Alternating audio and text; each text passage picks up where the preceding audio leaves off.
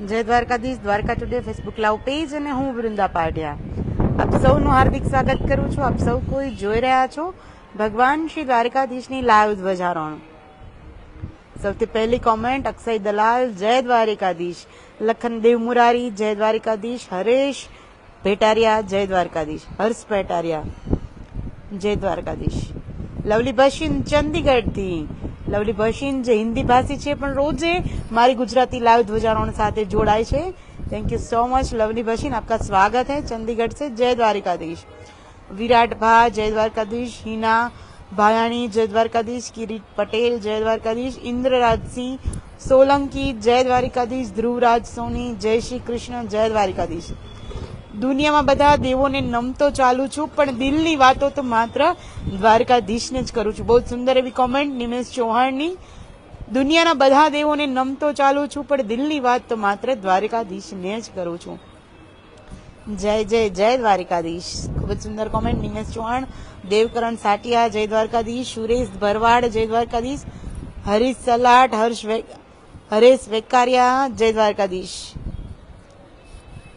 કરુણા પંચાલ, જય દ્વારકાધીશ. તો આજની આ ધ્વજારોહણ આજે 13 જાન્યુઆરી છે. આવતીકાલે આપણે સૌ કોઈ ગુજરાતીઓ ખાસ જેની રાહ જોતા હોય મકર સંક્રાંતિનો તહેવાર 14મી જાન્યુઆરીએ, અને આજે 13 જાન્યુઆરી છે. આજની આ ધ્વજારોહણ હરેશભાઈ નરસિંહભાઈ પટેલ પરિવાર દ્વારા જે છે આજની આ ધ્વજારોહણ છે. નથી હાજર પણ સાથ જો તમે લાગ્યા કરો છો, નથી હાજર પણ સાથે છો તેમ લાગ્યા કરે છે. હર પલ તમારો હોવાનો આભાસ થયા કરે છે. બહુ સુંદર એવી કોમેન્ટ પુનીત તેજપરાની. પણ મારી યાદોમાં સતત તમારા દર્શન થયા કરે છે. વાહ, સુંદર કોમેન્ટ. નથી હાજર પણ સાથે છો તેમ લાગ્યા કરે છે. હર પલ તમારા હોવાનો આભાસ થયા કરે છે. પણ મારી યાદોમાં સતત તમારા દર્શન થયા કરે છે. જય દ્વારકાધીશ. પુનીત તેજપરા, જીવન ટુકાડિયા, જય દ્વારકાધીશ. પરણલાલ બિશ્નોઈ, જય દ્વારકાધીશ. રવજીભાઈ આહિર, જય દ્વારકાધીશ. પરેશ દાવડા, જય દ્વારકાધીશ. અમુ આહિર, યુગ પાટીલ, પ્રકાશ પટેલ, રંજન ચાવડા, જય દ્વારકાધીશ. તો શરૂઆત કરીએ ભગવાન શ્રી દ્વારકાધીશની. પહેલા જે લોકો પણ મારી સાથે જોડાયા છે વિડીયોને ખાસ શેર કરી દેજો, જેથી કરીને દ્વારકાધીશના દર્શન છે દ્વારકાધીશના ભક્તો સુધી પહોંચી શકે. તમારા ફેમિલી ગ્રુપની અંદર, તમારા ટાઈમલાઈન પર જરૂરથી વિડીયોને શેર કરી દેજો. તો શરૂઆત કરીએ આપણે ભગવાન દ્વારિકાધીશનું જે વિષ્ણુ સહસ્ત્ર છે એ વિષ્ણુ સહસ્ત્રની અંદર આપણે 60મા શ્લોક પર છીએ, અને 60મા શ્લોકની અંદર આદિત્ય જ્યોતિરાદિત્ય સહિષ્ણુ ગતિસત્તમ. તો આદિત્ય એટલે આપણે સૌ કોઈ જાણીએ છીએ ભગવાન સૂર્યનારાયણ દેવ. આપણે કોઈ પણ ધાર્મિક વિધિ વિધાન જયારે શરૂઆત કરીએ, કોઈ પણ પૂજાની જયારે શરૂઆત કરીએ ને ત્યારે પહેલા આપણે ગણપતિને તો યાદ કરીએ, ગણપતિની તો પૂજા કરીએ જ. સાથે સાક્ષી પ્રધાન દેવ ભગવાન સૂર્યનારાયણની પૂજા કરવામાં આવે છે. કારણ કે અહીં ધરતી ઉપર જો કોઈ સાક્ષી પ્રધાન દેવ હોય તો એ સૂર્યનારાયણ છે, જેને આપણે રોજ એ દેવતાને જોઈ શકીએ છીએ, નમી શકીએ છીએ. બાકી બધા જ દેવતાઓને માત્ર અનુભૂતિ છે, પણ સૂર્યનારાયણ જે છે એ સાક્ષાત સાક્ષી પ્રધાન દેવ છે. અને અગ્નિનારાયણ એ પણ સાક્ષી દેવ છે. એટલે આપણે ઘણી વખત તમે જોતા હશો કે કોઈ પણ નાની મોટી જયારે આપણી ધાર્મિક પૂજા હોય ને ત્યારે સૂર્ય નમસ્કાર કરાવે, સૂર્યને પ્રાર્થના કરાવે, અને દીપ પ્રાગટ્ય કરી અને દીપને પ્રાર્થના કરાવે.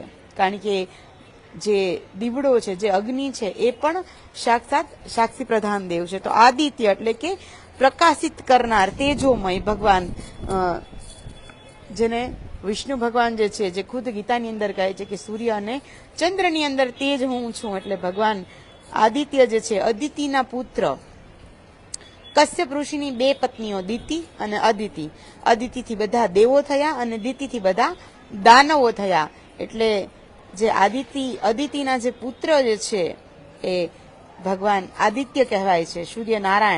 સૂર્યનારાયણના જે 12 નામો છે રોજ જેનું પઠન કરવું જોઈએ એ આ પ્રમાણે છે. આદિત્ય પ્રથમ નામ, દ્વિતીયમ તુ દિવાકરમ, તૃતીયમ ભાસ્કરમ, પ્રોક્તમ ચતુર્થમ પ્રભાકર, પંચમમ તુ સહસ્રમ, ષષ્ઠ ચૈવ ત્રિલોચન, સપ્તમ હરિદ્રશ્ચ અષ્ટમ તુ વિભાવશુ નવમ દિનકૃતમ પ્રોક્તમ દસમ દ્વાદશાત્મકમ એકાદશમ ત્રયમૂર્તિ દ્વાદશમ સૂર્ય એવ છ. એટલે 12 નામો રોજ જે છે એનું પઠન કરવું જોઈએ. ભગવાન સૂર્યનારાયણને રોજ આ 12 નામોથી જે છે એ નમસ્કાર કરીએ તો ભગવાન સૂર્યનારાયણની કૃપા રહે. ઘણા બધા ફાયદા છે. જ્યોતિરાદિત્ય, જ્યોતિ સમાન તેજસ્વી, જ્યોતિ સ્વરૂપે સૂર્ય સમાન તેજસ્વી જો કોઈ હોય તો એ શ્રી હરિનારાયણ વિષ્ણુ છે. દરેકની અંદર પ્રકાશિત. આપણી જેમ દર વખતે હું કહું છું એ રીતે કે જ્યાં સુધી શરીરની અંદર આત્મા છે, જીવાત્મા છે, તો ભગવાન એ જ્યોતિ રૂપે, અગ્નિ રૂપે, જીવાત્મા રૂપે જે છે આપણા શરીરની અંદર બિરાજમાન છે. ત્યાં સુધી જ આપણું માત્ર ત્યાં સુધી જ આપણું અસ્તિત્વ છે. તો સ્વયં તેજસ્વી અગ્નિમાં, વિદ્યુતમાં, સૂર્યમાં, ચંદ્રમાં અને આપણા શરીરમાં જીવાત્મા રૂપે, તેમજ આપણા જ્યારે ભૂખ લાગે છે ત્યારે જઠરાંગની બનીને આપણા પેટની અંદર ભૂખ જે લગાડે છે એ પણ સ્વયં શ્રી હરિ વિષ્ણુ છે. ગીતાની અંદર આ બધા જ દ્રષ્ટાંતો ભગવાન આપે છે. ખુદ કહે છે કે હું આ બધી જ જગ્યાએ છું. તો જ્યોતિરાદિત્ય એટલે કે જે જ્યોતિ સ્વરૂપે પ્રકાશમાન છે એ. વિજય ચોપડા જય દ્વારકાધીશ, રામાચંદ્રા જય દ્વારકાધીશ, ગીતા આઈસ્ક્રીમવાલા જય દ્વારકાધીશ, ગીતા સાલી, રાવજી ચાવડા, કેપી માલી જય દ્વારકાધીશ, ખીમાણ બારિયા જય દ્વારકાધીશ, ગોવિંદ ભરવાડ જય દ્વારકાધીશ, લડાણી ચંદુભાઈ, અમુ આહિર જય દ્વારકાધીશ, રાજેશ ઠાકોર, નિમેશ મહેતા, વીએસ નકરાણી જય દ્વારકાધીશ, ઇન્દુ પરમાર વડોદરા કોયલીથી જય દ્વારકાધીશ, ઇન્દુ પરમાર, નિતેશ મહેતા જય દ્વારકાધીશ. ત્યારબાદ આવે છે સહિષ્ણુ, જે આજનો મેં ખાસ કેપ્શન મૂક્યું છે. સહિષ્ણુનો અર્થ શું થાય છે? સહિષ્ણુનો અર્થ થાય છે કે જીવોના અપરાધોને સહન કરનાર. મેં આજનું કેપ્શન મૂકેલું છે કે આપણા અપરાધો બદલ છે, આપણાથી અપરાધ થાય છે, આપણાથી ભૂલ થાય, ક્યારેક શાસ્ત્ર વિરુદ્ધ કાર્ય આપણે કરતા હોઈએ છીએ, ન કહેવાનું કોઈને કહી દેતા હોય, ક્યારેક આપણા કોઈ કાર્યથી ઘણાને મન દુઃખ થતું હોય, આપણે ધ્યાન પણ ન હોય, આપણે ખબર પણ ન હોય, પણ આપણી કોઈ એવી ચેષ્ટા છે કે આપણું એવું કોઈ કાર્ય છે કે જે બીજાને ક્યાંક છાને ખૂણે દુઃખ પહોંચાડતું હોય, જેની આપણે ખબર ન હોય, પણ ઈશ્વરને આ બધી જ વસ્તુની ખબર હોય, એના ચોપડે બધી જ નોંધ થતી હોય છે. એટલે ઘણી વખત આપણો ખોટો આડંબર છે, કોઈનું અપમાન કરવું છે, અસત્ય બોલવું છે, ક્યારેક આપણે આપણો જીવ બચાવવા, આપણે ક્યારેક કોઈ પરિસ્થિતિઓને હેન્ડલ કરવા માટે આપણે ખોટું બોલતા હોઈએ છીએ, અવારનવાર તો અસત્ય બોલવું પડતું હોય છે.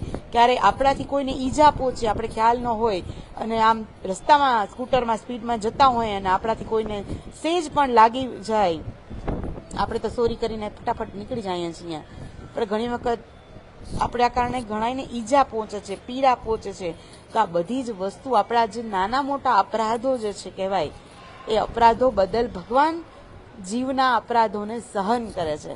ભગવાન માતા બને છે, કારણ કે આપણે પણ ઘણી વખત આપણે માતા હોય છે, તમે જોતા હો છો કે બાળક ઘણી વખત ખોટું કરતું હોય, આપણું ધ્યાન પણ હોય, આપણે જોતા પણ હોય કે આ ખોટું બોલે છે. સ્કૂલે ન જવા માટે આપણે જાણતા જ હોય કે ખોટું બોલે છે, કે મને પેટમાં દુખે છે, છતાં આપણે કહીએ કે ચલો આજે પેટમાં દુખે છે, કંઈ વાંધો નહીં, તો સ્કૂલે નથી જવું, આજે મને ડર લાગે છે. એ કામ ન કરવાનું બહાનું હોય છે. ક્યાંક આપણે કહીએ કે આ વસ્તુ લઈ આવી દો, તો ત્યાં જતા મને ડર લાગશે.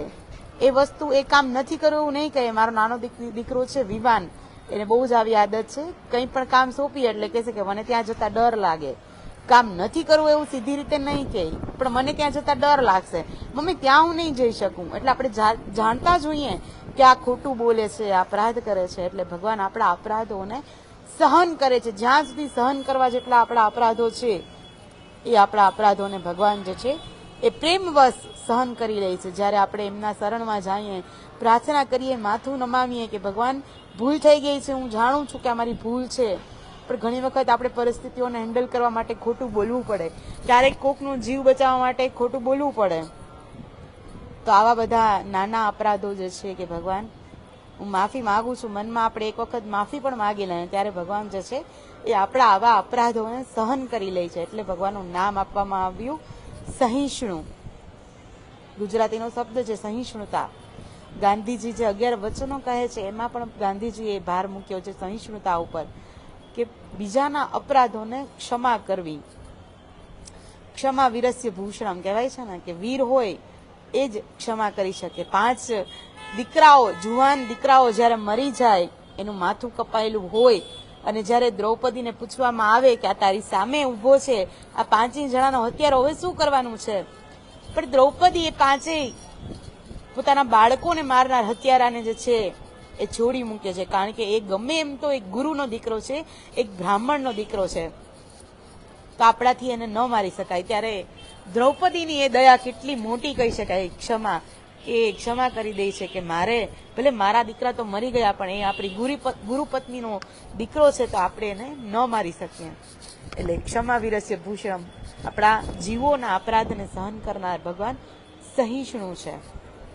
અને ગતિ સત્તમમ એટલે ઉત્તમ ગતિ આપનાર, જે આ પહેલા પણ આવી ગયું છે કે જ્યારે મેં આ પહેલા પણ તમને કીધું છે કે જ્યારે આપણે મૃત્યુ પામીએ ત્યારે જીવ 2 જગ્યાએ જાય, કાં તો યમદૂતો એને લેવા આવે, જેનું યમ ભગવાન પાસે આપણા કર્મનો હિસાબ થાય, અને બીજું કે વિષ્ણુના પાર્ષદો આપણે લેવા માટે આવે. જે મેં અજામિલનું ઉદાહરણ પણ તમને આપ્યું હતું કે ખાલી ભગવાનનું આપણે નામ, આપણા બાળકોનું નામ જો ભગવાનના નામ ઉપરથી રાખીએ તો પણ કવડો મોટો ભગવાન બચાવ કરે છે, જે આ પહેલા પણ મેં તમને સમજાવેલું છે. તો ઉત્તમ ભગવાનના જ્યારે આપણે ચરણોમાં જઈએ, એનું સમર્પણ આપણે સ્વીકારીએ કે હવે તો મારે તો પણ તું ને તારે તો પણ તું, હવે તો અમે તારા જ શરણે છીએ, ત્યારે એ ભગવાન જે છે ઉત્તમ ગતિ આપે છે. આપણે ક્યાંય ફરવા માટે નીકળીએ, કેટલીક જુદી જુદી જગ્યાઓ જાય આપણે ફરવા માટે, બહુ જ સારી સારી જગ્યાઓ ફરવા ગયા હોય, પણ 1 દિવસ 2 દિવસ 5 દિવસ 7 દિવસ 8 12 કદાચ 15મા દિવસે તો આપણે કંટાળી જ જશું, કે આપણે એમ થશે કે ઓ હવે તો જલ્દી ઘરે પહોંચીએ તો હાસ થાય. સેમ વસ્તુ ગીતાની અંદર, ગરુડ પુરાણની અંદર કીધું છે કે આપણે ક્યાં સુધી જન્મ મરણ અને શરીરો બદલાવતા રહેશું, ક્યાં સુધી આ જીવાત્મા છે એ અલગ અલગ શરીરોમાં ફરે રાખશે. એનું ઘર પરમાત્મા છે, પરમાત્માના ચરણો છે, એનું સમર્પણ છે. જ્યારે આપણે ઘરે પહોંચશું, શિવોહમ શિવોહમ સચ્ચિદાનંદોહમ, જીવ જ્યારે શિવમાં મળશે ત્યારે એને હાસ થશે. તો એ માટેની આપણી ઉત્તમ ગતિ પ્રાપ્ત કરવા માટે આપણા કર્મો હોવા જોઈએ, અને ભગવાનનું નામ આપવામાં આવ્યું છે ગતિ સત્તમ, એટલે કે જે ઉત્તમ ગતિને આપે છે જો એના શરણે જઈએ તો. એટલે આપણે ક્યાં સુધી આવા શરીરો બદલાવશું, જન્મ મરણ લીધા કરશું, આપણે જે શિવના અંશ છે, દરેક જીવ જે છે શિવનો અંશ છે, એને અંતે શિવમાં ભળવાનું છે, પણ એના માટે કર્મ એવા હોવા જોઈએ, એના માટેની ગતિ એવી ઉત્તમ હોવી જોઈએ કે જીવ અને શિવનું મિલન થાય. અને થોડી જ ક્ષણોની અંદર ભગવાન શ્રી દ્વારકાધીશની સુંદર એવી ધ્વજા જે છે આપણી સમક્ષ ખુલી જશે. સુરેશ ગમારા જય દ્વારકાધીશ, અશોક ચૌધરી જય દ્વારકાધીશ, ભાવિન નકુમ, વિરેન પટેલ જય દ્વારકાધીશ, ગોવર્ધનલાલ જય દ્વારકાધીશ, સુરેશ પરમાર જય દ્વારકાધીશ. ભરૂચથી આપણે જોઈ રહ્યા છે. જે લોકો પણ દ્વારકાની બહારથી જોઈ રહ્યા છો, વિડીયોને આપણા ફેમિલી ગ્રુપની અંદર અને આપણા ટાઈમલાઈનની અંદર શેર કરજો, જેથી વધુમાં વધુ લોકો જે છે એ ભગવાન શ્રી દ્વારકાધીશની લાઈવ ધ્વજારોના દર્શન કરી શકે, દ્વારકાથી એક પોઝિટિવ વાઇબ છે લોકોને મેળવી શકે. આપનો દિવસ અને આપના હિતેચ્છુ લોકોનો દિવસ જે છે એ શુભ હોય, મંગલમય હોય, અને જે એક આ પાવર હાઉસ છે, જે આખા સમસ્ત પૃથ્વીનું સંચાલન કરનારા પાવર હાઉસ છે, ત્યાંથી દરેકને એનર્જી અને પાવર જે છે મળતો રહે, એ જ એક માત્ર ધ્યેય છે દ્વારકા ટુડેનો. એટલા માટે રોજે આપણે લાઈવ ધ્વજારોહણ લઈને આવીએ છીએ, અને ખાસ જ્યારે આંખ ભગવાન શ્રી દ્વારકાધીશના દર્શન કરી રહ્યા હોય ત્યારે કાન પણ એમના વિશે સાંભળે તો ભગવાન હૃદયસ્થ થાય. અને ભગવાન શ્રી દ્વારકાધીશની સુંદર એવી ધ્વજા કેસરી, બ્લુ અને સફેદ રંગની આપણી સમક્ષ ખુલી ગઈ છે, સૂર્યચંદ્રના ચિહ્નોથી અંકિત. અબોટી બ્રાહ્મણના જય ઘોષ સાથે, દ્વારિકાધીશના જય ઘોષ સાથે ભગવાન શ્રી દ્વારકાધીશની સુંદર એવી ધ્વજા જે છે આપણી સમક્ષ ખુલી ગઈ છે. અને આ ધ્વજા આપણી સમક્ષ આમને આમ ફરકતી રહે, આપણા ઉપર આવીને આવી કૃપા વર્ષાવતી રહે, એવી જ પ્રાર્થના ભગવાન દ્વારકાધીશના ચરણોમાં. આજની આ ધ્વજારોહણ હરીશભાઈ નરસિંહભાઈ પટેલ પરિવાર દ્વારા આજની આ ધ્વજારોહણ. તો આવતીકાલે ફરીથી મળીશ ભગવાન શ્રી દ્વારકાધીશના દિવ્ય વાતો સાથે. અને રોજ સૂતા પહેલા એક કામ કરું, આખા દિવસને યાદ કરું, આખા દિવસમાં કરેલા સારા કામ અને ખરાબ કામ બંનેને યાદ કરવા, સારા કામ માટે ભગવાનને થેન્ક યુ કહેવું અને ખરાબ કામ માટે ભગવાન પાસે માફી માંગી લેવી, કારણ કે નાના મોટા અપરાધોને ભગવાન જે છે સહિષ્ણુ બનીને અપરાધોને સહન કરી લે છે, ભૂલી જાય છે, તો ભગવાન પાસે માફી પણ માંગી લેવી. તો આવતીકાલે ફરીથી મળીશ, ત્યાં સુધી like, comment and share. Dwarka today Vrinda Padiya સૌને જય દ્વારિકાધીશ.